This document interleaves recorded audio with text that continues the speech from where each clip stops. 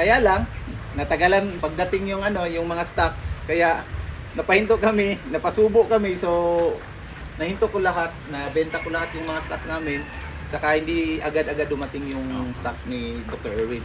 Siyempre, soon, magpuproduce na rin siya Ayan, ng mga Mga F1 Dominant CZ D853. D853. D853 chicks. Yan, magkasabay sila ni Ma'am Carla kumuha ng PS. A few moments later.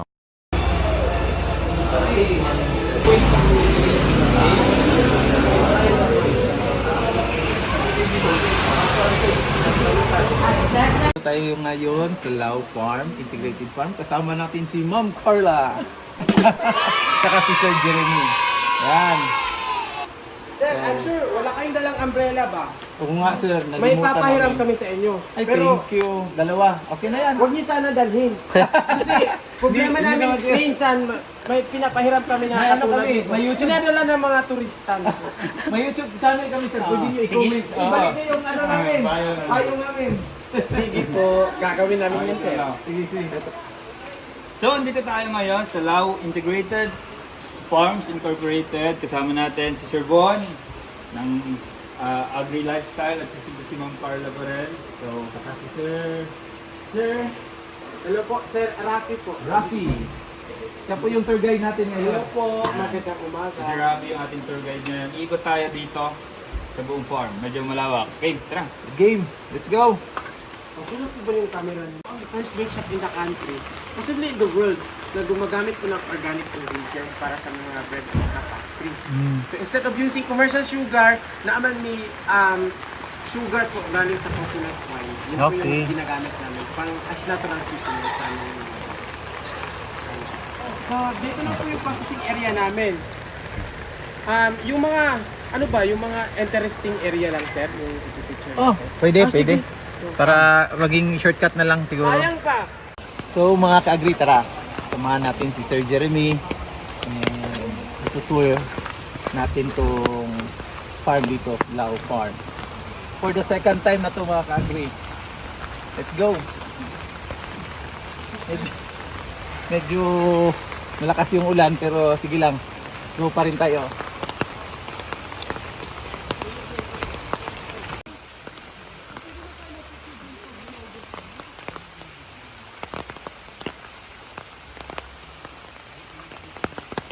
Production area. So all in all, nasa mga, we have 22 beds all in all po. Ito yung tinatawag natin na vermi bed. So dito natin nilalagay yung mga substrates o pakain para sa African night crawler. So, nakakita na ba kayo ng African night crawler? Yeah. Sige nga, kuha ko na. I-try natin. Ay! Ito ba anak yan? Ayun.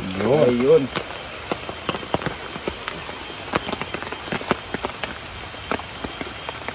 So, magkano yung yung isang sako ng nyo? 350 pesos po per sack po Per yan. sack, 300. Nasa mga 50 kilograms na po yan. So dahil nagpa-practice sila dito na organic farming, very crucial sa kanila to, di ba? Itong vermicompost na to. Gamit na gamit.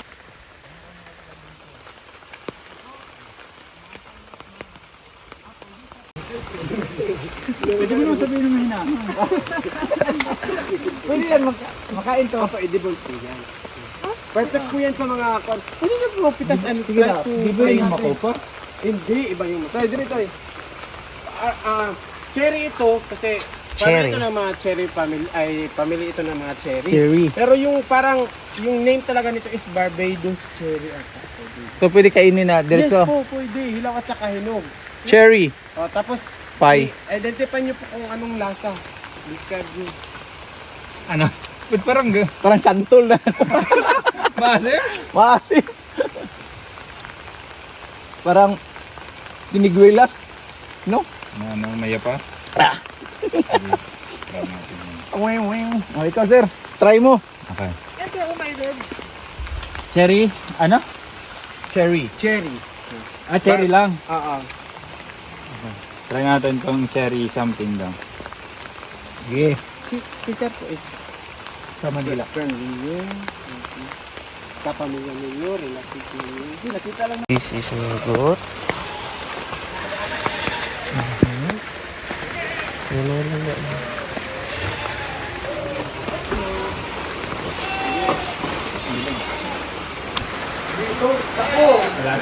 Oh, wala sir. Let's go.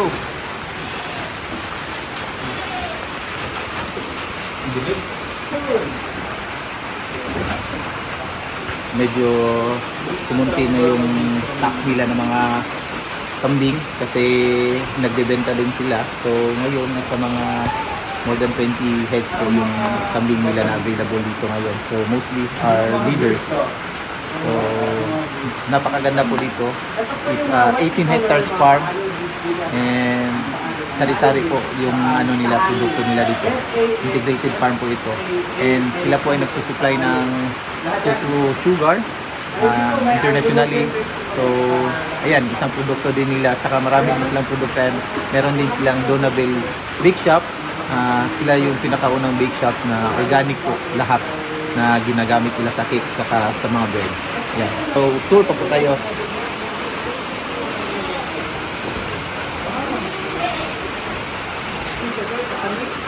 Alin po. Wala kami ang view. Naalit ko sa pika sir.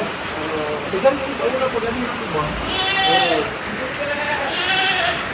Wala ka sa dairy. Akas ka sir kasi agad.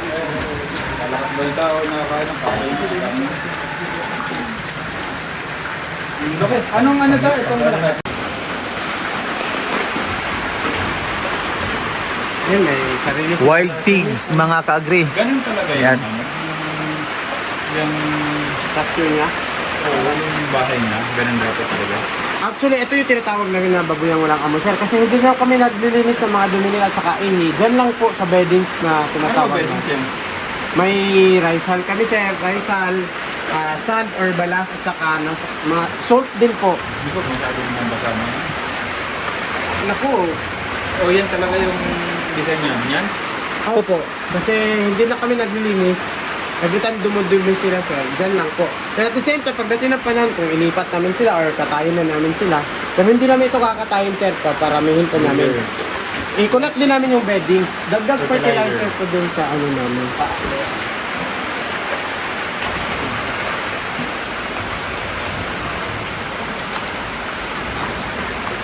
Kasi sa ngayon po mataas po kasi yung risk ng birds flu dito sa Municipality of Bansalan. Actually sa province of Davao del Sur. Okay. So as biosecurity measures po namin, in-isolate po namin sir. Okay. Medyo may mga piso po natin makita ng mga piso. Okay. Pero dili dito dito sa kadaghan yung manok sir.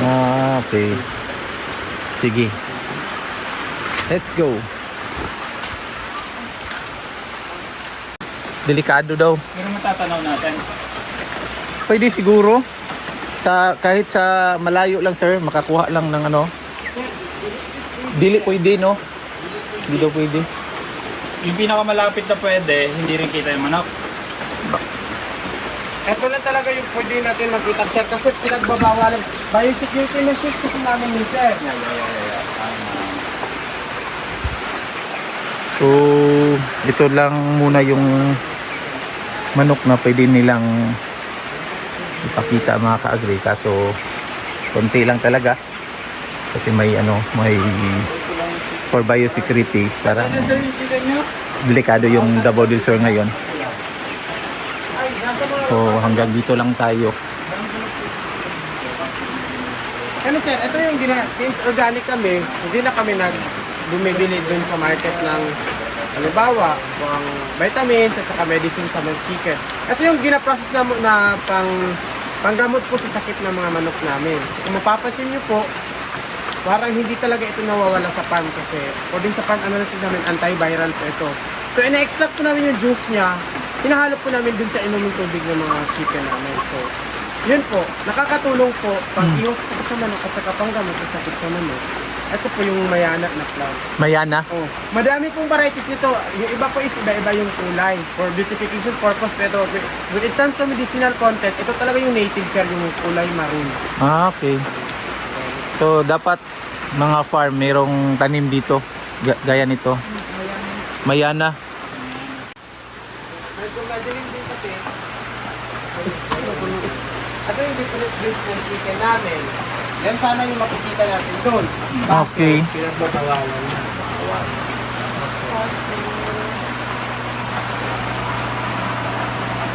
Ano, proceed na tayo sa vegetables?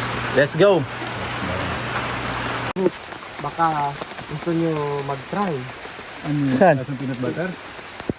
Try nyo.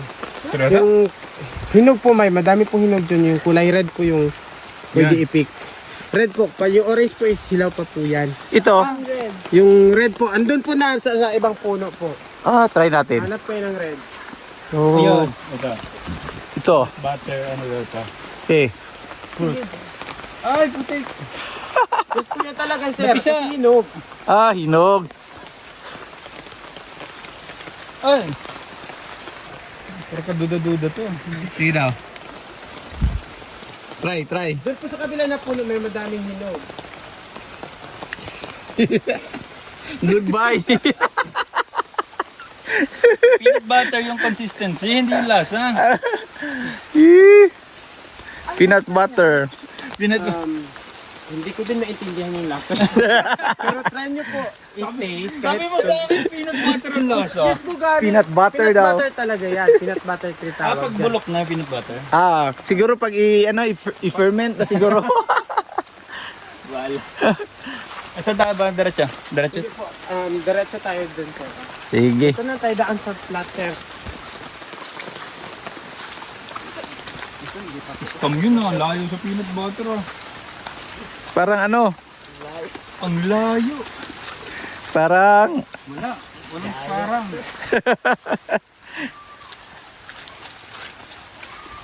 A garden devoted to trees. So almost 1 hectare po ang allotted for reforestation. So yung mga indigenous tree species na makikita only lang sana in Mount Apo makikita na din dito sa farm. So soon to be educational purposes din. Especially for mga forestry, yung mga universities, mga schools and universities. May mga bagong word tayo tayo. arboretum.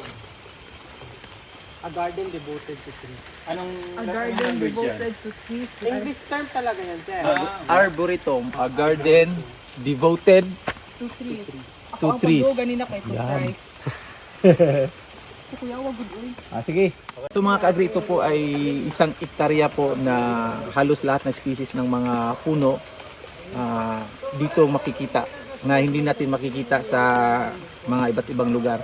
Especially sa mga puno o mga tanim na available sa Mount Apo. So meron sila dito. So parang pinatubo nila lahat na klase ng ng mga species ng puno. Yan.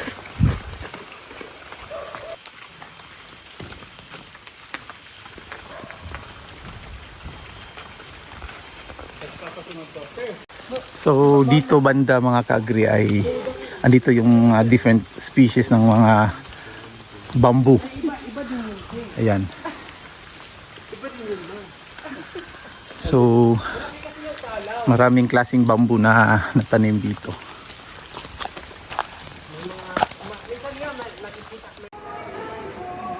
So magbabayad muna tayo. Bayad na tayo. Ito yung ino-offer namin na training, sir. Actually, may tour package kami, sir. Gusto nyo, with lunch, with snacks, yun. Ito naman yung ino-offer namin na training sa farm. Vermicomposting. Ito po, vermicomposting. May organic vegetable production training din kami, sir.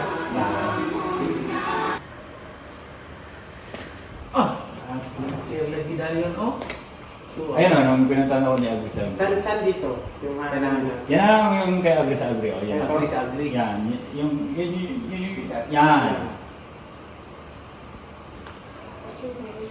Ah, siya. Alam mo, anong breed yan, sir? Ha? Decal brown at saka. Black Decal Brown. At